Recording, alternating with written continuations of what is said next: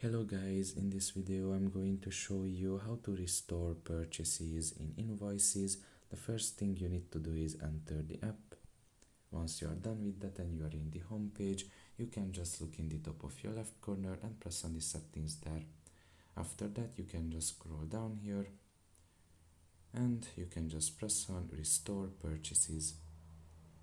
Now you can just simply wait a little bit, and as you can see, you have just restored all of the purchases successfully.